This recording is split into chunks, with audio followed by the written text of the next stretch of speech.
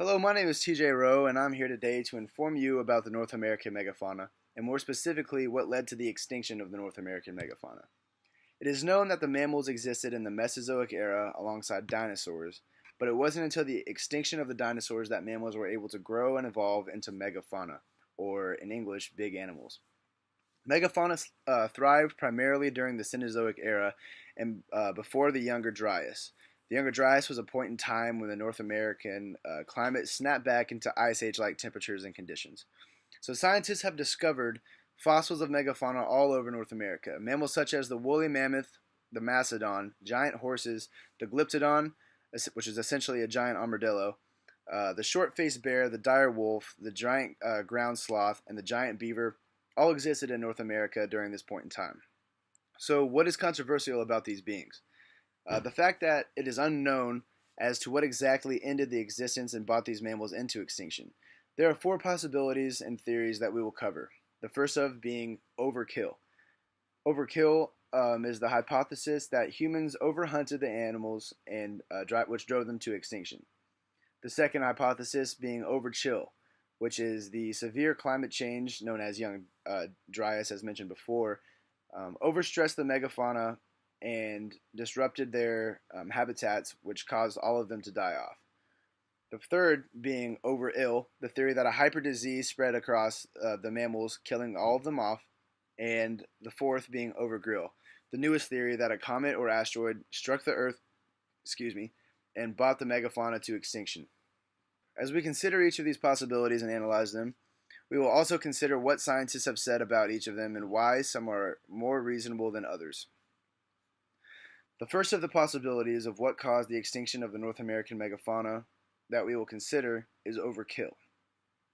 The first humans in North America arrived approximately 13,000 years ago, when the Bering Land Bridge was first formed between Alaska and Siberia. The first humans to arrive in North America are tentatively known as the pre-Clovis people. These pre-Clovis people communities were fishers, gatherers, and hunters of medium to small game such as elk and deer.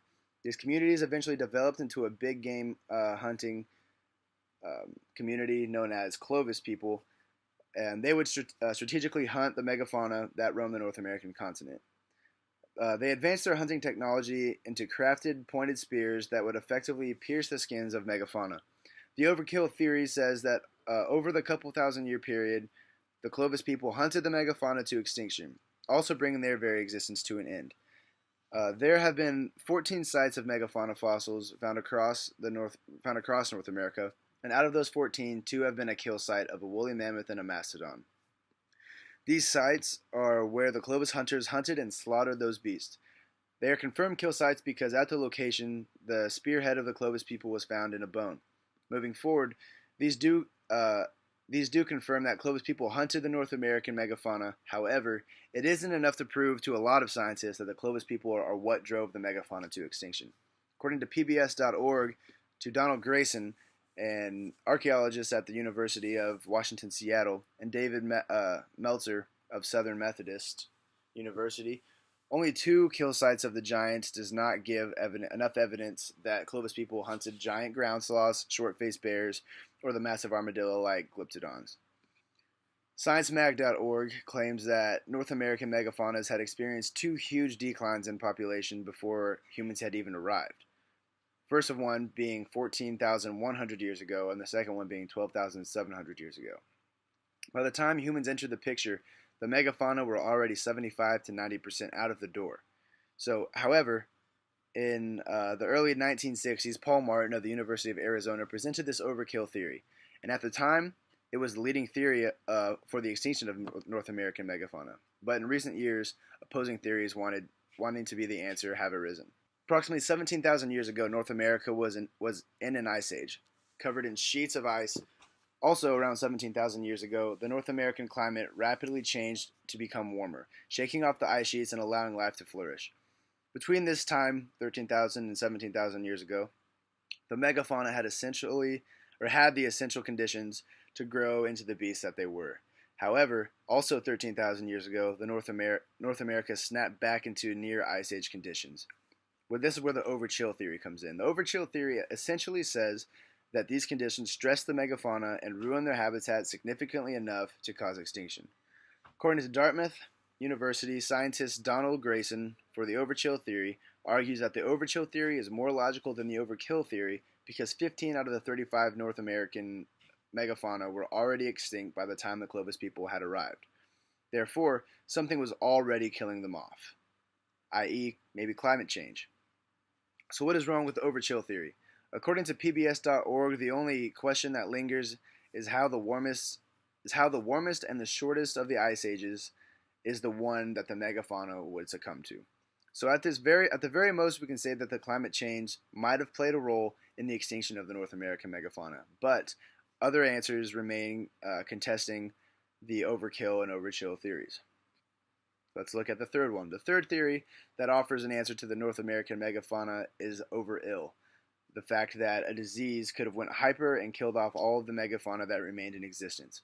This theory still heavily relies on the human occupation of North America and the fact that when they colonized, they brought with them personally sickness and disease, and the animals, the domestic animals such as dogs and the rats that lived with them, also could have spread disease that were unfamiliar to the megafauna as they were kind of immune to the ecosystem that we're already living in. And so when humans came in and brought their new diseases, they were not used to fighting these at all, and therefore they fell to this disease. But there is no evidence of a disease that went hyper and then eliminated the megafauna, and even less evidence than the overkill theory. But that doesn't mean that we can count out the possibility. So according to Todd A. Suravel of the University of Wyoming, Ross McPhee, the paleontologist that came up with the over-ill theory, says that this theory would fill other holes in geological time. However, he admits that there are some problems with it. Problems being that it is unclear to us as to a disease that is capable of driving extinction through a species in a natural environment. Also, it's not proven that a singular disease can spread over the variety of megafauna, and finally, the theory is nearly impossible to test. But there is the newest opposing hypothesis. The newest hypothesis of what killed the North American megafauna is the over-grill theory. The hypothesis suggests a potential two answers to the problem. That the first one being that either a comet impacted the Earth in pieces, causing a fire to catch and soot and dust to block the sun, which is then assisting in the occurrence of the younger Dryas, and also killing off the species, leaving no crater. Or the theory suggests that an alternative could have happened, that a comet burst in the space outside of the Earth's atmosphere, and the air burst from the comet exploding outside of the atmosphere killed off the entire megafauna species. So, according to CenturyDreams.org, James Kennett, the leading scientist in this over-grill theory, found a black mat and outcrops of 50 different Clovis sites. So this layer of soot is what he believes to be the remains of a comet explosion. However, this theory is currently the least popular of the four. If the explosions killed the megafaunas, then how would it not kill humankind? Also, there is no crater left over if a comet did impact the Earth's surface. Also, there is no crater left over if a comet did impact the Earth's surface, like there is a crater that is thought to be the impact of the asteroid that ended the Mesozoic era and put the dinosaurs into extinction. The hypothesis is the shakiest out of all the theories, but it is a possibility indeed nonetheless. So, in conclusion, the answer as to what put the North American megafauna in extinction will undoubtedly continue and perhaps never be found. But the four current hypotheses, overkill, overchill, over-ill, and over-grill, all offer at least somewhat of a possibility as to why. LifeScience.com knows that indefinitely the climate change and the humans appeared in their environment at around the same time that megafauna had vanished. So potentially, because of all of these hypotheses are a possibility, it is another possibility that they all could have correlated in one way or another to bring an end to the North American megafauna existence. So the new human disease, the Clovis hunting, and the climate change could have just been enough to do the job. But it will be a topic of controversy for many, many years to come. Once again, I'm student TJ Rowe. Thank you very much for listening.